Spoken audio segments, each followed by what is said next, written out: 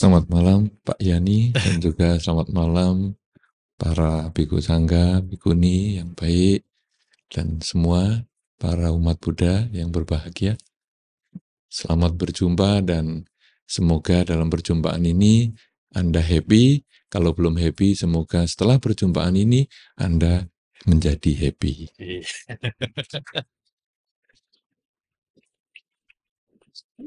Jadi tujuannya memang supaya happy. Pertama-tama apa kabar nih Bante? Kabarnya bagaimana Bante sendiri? Kabar saya selalu happy karena Wah, berjumpa dengan Anda semua. iya. Nih, Ya baik, kita langsung ke poinnya Bante ya. Ini secara umum kita katakan Kwamya itu tadi pembawa acara Tris dan Jane juga sudah mengatakan Kwamya itu seperti ramalan. Mungkin Bante untuk menyamakan persepsi di antara kita semua yang hadir bisa menceritakan terlebih dahulu apa itu maksudnya Kwamya secara umum dan secara Buddhis gitu. ya memang saya kira seperti yang tadi sudah disampaikan, Kwamya adalah bagaimana kita bisa mengetahui tentang nasib seseorang. Dan Kwamya ini memang bermacam-macam. Saya memang bukan buka Kwamya di sini ya, karena tadi ada pintu 2, nanti terus ke sini, ke depan, dari belakang sana, langsung tangan dikeluarkan. Nah, tidak, kita tidak Kwamya, tetapi maksudnya kita memberikan pengertian tentang Kwamya. Bahwa melihat nasib, itu sesungguhnya memang bisa. Apalagi kalau kita hubungkan dengan karma, di dalam Dhamma disampaikan bahwa kita lahir karena karma kita. Sehingga kalau kita mempunyai bentuk muka tertentu, kemudian rambut tertentu, kemudian tanda-tanda fisik tertentu, misalnya yang paling jelas adalah garis tangan, kemudian kebiasaan-kebiasaan tertentu, itu bisa menjadi perhitungan untuk nasib seseorang. Dan kalau tadi mengikat atau mengingat yang pernah disampaikan oleh Pak Tony mungkin, mengatakan bahwa dalam pandangan Theravada, Kwamya ada yang berpandangan salah bahwa itu tidak boleh. Padahal sebetulnya kalau kita ingat riwayat Sang Buddha, Pangeran Siddhartha waktu lahir itu di Kwamya. Kan waktu itu dipanggil tukang Kwamya 5. Tidak cuma satu karena raja. Ya. Kemudian di Kwamya tangannya, kemudian dilihat tanda-tanda tubuhnya, kemudian kan disimpulkan, wah ini besok jadi pertapa besar. Tapi yang tukang Kwamya yang namanya kondanya itu, beliau kan mengatakan, oh ini mesti jadi Buddha ini. Nah jadi sebetulnya Kwamya sudah ada. Yang tadi dikatakan tidak boleh, itu seorang biku tidak boleh membuka Kwamya untuk mata pencaharian. Seorang biku, umat boleh. Umat Theravada mau Kwamya, ketua patria mau jadi tukang Kwamya, boleh. Tidak ada masalah. Tapi biku tidak boleh. Itu. Kenapa? Nah, sekarang hubungannya dengan karma. Kwamya ini apa? Karena kita lahir dari karma kita. Sekarang kalau kita melihat misalnya tangan, garis tangan tertentu. Kenapa kita punya garis tangan tertentu? Ini adalah kita dilahirkan oleh karma yang bisa dibaca. Dengan garis tangan begini, pada umur sekian Anda akan mengalami ini. Itu bisa. Kenapa bisa begitu? Sebetulnya prinsip dasar Kwamya itu seperti ramalan cuaca. Kalau Anda beberapa tahun yang lalu di televisi masih sering, sekarang rasanya saya sudah jarang melihat di televisi ada ramalan cuaca. Itu menyebutkan, misalnya besok Jakarta hujan, atau besok Jakarta berawan, atau besok Jakarta panas. Itu ada. Kenapa bisa dipertimbangkan besok ada hujan, awan, dan panas? Karena dipertimbangkan saat ini. Saat ini dengan kondisi cuaca seperti ini, kelembapan seperti itu, maka besok Jakarta berawan. Tetapi kalau terjadi misalnya datang angin dari Australia misalnya atau dari mana, awannya hilang. Demikian pula dengan Kwamya. Kita diramal. Wah, ini bakal sakit-sakitan. Tetapi kemudian kita mendatangkan angin. Yaitu apa? Perbuatan baik kita. Perbuatan baik dengan badan. Perbuatan baik dengan ucapan. Perbuatan baik dengan pikiran. Kita perbanyak itu perbuatan baik itu menjadi angin sehingga akhirnya yang diramal jelek menjadi berkurang jeleknya. Atau bahkan menjadi tidak jelek sama sekali. Sebaliknya kalau sudah diramal baik, juga tetap harus mengembangkan kebaikan. Karena dengan kebaikan ini yang diramal baik menjadi tambah baik, tambah baik, tambah baik. Itu sebetulnya dasarnya. Jadi Kwamya itu memang kalau saya melihat dia sudah milik manusia. Yang tadi saya katakan adalah Kwamya yang Pangeran Siddhartha. Anda pernah tahu Kwamya yang sangat manjur sekali? Pernah dengar? Pak Yani? Belum. Nah, sebelum Pangeran Siddhartha terlahir sebagai Pangeran Siddhartha, beliau terlahir sebagai Pertapa Sumedha. Ketika bertemu dengan Buddha di Pangkara,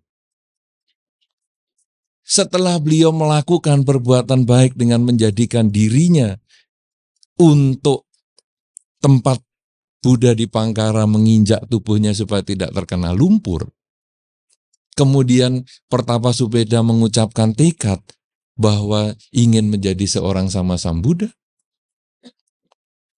Sang Buddha di Pangkara mengeluarkan ucapan yang kalau dalam bahasa malam hari ini sebetulnya seperti Kwamya itu. Beliau mengatakan, nanti pada satu ketika engkau akan menjadi Pangeran Siddhartha, anak Raja Sudodana, dan akan menjadi Buddha Gautama. Ramalan atau Kwamya itu sampai terwujud terlahir sebagai Pangeran Siddhartha, melewati masa 4 asangkya kalpa, 100.000 kalpa. Berapa itu? Lama. Nah, 1 kalpa itu timbul dan tenggelamnya bumi. Muncul dan terbentuknya bumi. Kali 100.000. Berapa lama itu? Lama itu. Nah, kemudian asangkya kalpa, asangkya itu artinya kalpa yang tak terhingga. Berapa itu? Lama. Dikali 4. Kalpa yang tak terhingga dikali 4 ditambah 100.000 waktu bumi terbentuk dan kiamat terwujud. Ini kalau saya melihat, ini Kwamya luar biasa. Kalau cuman besok Jakarta hujan, berawan dan sebagainya, itu cuman 1 hari. Ini melewati 4 asangkya kalpa, 100.000 kalpa dan cocok. Ini Kwamya yang belum pernah saya lihat tandingannya. Jadi kalau Anda mau tahu Kwamya yang hebat, ikut malam ini. Ya. Ya, baik.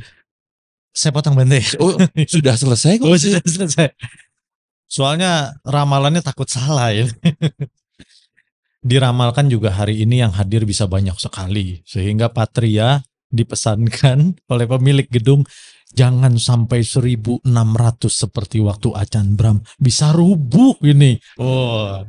Jadi mohon maaf kepada saudara-saudara teman-temannya yang tidak bisa masuk di bawah, mungkin masih tertahan karena memang sudah penuh sampai di ujung-ujung sana. Sehingga untuk lain kali ada baiknya dipastikan dulu supaya cepat-cepat, terutama apabila berhubungan dengan Kwamya. Baik Bante, sekarang tadi Kwamya dengan karma. Mungkin Ciswa Bante bisa jelaskan sedikit apa itu dan sebagainya. Nah, Ciswa sebetulnya itu ada riwayatnya ya. Cuman saya tidak membahas di sini. Hanya pada prinsipnya dalam penggunaan atau pengertian yang sudah berkembang pada saat ini, ciswa itu sebetulnya kias dalam bahasa Indonesia. Kwamya itu dalam bahasa Indonesianya adalah ramalan nasib, melihat nasib. Kemudian ciswa itu adalah kias. Artinya orang kadang-kadang diramal. Wah, kamu ini hidupnya susah. Kemudian kita mengkiaskan. Supaya saya tidak susah, misalnya saya melepas makhluk. Kenapa? Karena di dalam Dharma, tanam padi, tumbuh padi. Kalau sekarang saya menanam kebebasan yaitu makhluk, semoga saya pun terbebas. Karena panennya kebebasan, saya terbebas dari berbagai kesulitan. Sehingga kalau tadi diramalkan kesulitan, dengan sering melepas makhluk, semoga saya pun terlepas dari kesulitan. Tetapi, ciswa pada zaman dahulu, kias pada zaman dahulu, itu adalah dengan dimandikan dan dipotong rambutnya. Anda pernah mendengar? Pernah. Kapan? Barusan. Bagus. Nah, karena memang saya tanya kan, apakah Anda pernah mendengar?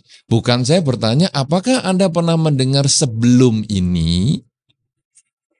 Kalau pernah mendengar sebelum ini, kapan? Nah, Anda pernah mendengar sebelum ini? Belum. Bahwa kias atau ciswa itu sering dengan menggunakan upacara dimandikan dan dipotong rambutnya. Sedikit. Pernah mendengar sebelum ini? Pernah ya? Pernah, itu umum sekali. Kenapa demikian? Karena rambut, ini kalau di dalam tradisi di Tiongkok, itu rambut ini sangat berharga sekali. Sehingga pria dan wanita memelihara rambut yang panjang sekali. Ketika seseorang diciswa atau dikias, kemudian dia rela dipotong rambutnya walaupun sedikit, itu sebetulnya orang itu diingatkan bahwa rambut yang sangat saya sayangi, yang sangat saya jaga, ini sudah saya mau potong. Tentu berarti sepanjang tahun ini saya harus bersabar, saya harus berani menghadapi kesulitan, sehingga akhirnya ketika sepanjang tahun itu misalnya ada yang tadi disebut ciong dan sebagainya, akhirnya iya, rambut saja berani saya potong, apalagi kesulitan seperti ini, saya jalan terus. Jadi bukan memindahkan masalah dengan potong rambut, potong sial. Bukan. Tapi dengan potong rambut saya siap berjuang mengatasi kesulitan. Ini yang disebut kias, ya, atau ciswa. Jadi melakukan sesuatu agar kita menjadi siap setelah upacara tersebut, misalnya dengan melepas makhluk dan sebagainya, akhirnya kita siap menghadapi kesulitan di masa depan yang mungkin berhubungan dengan ramalan atau kuat.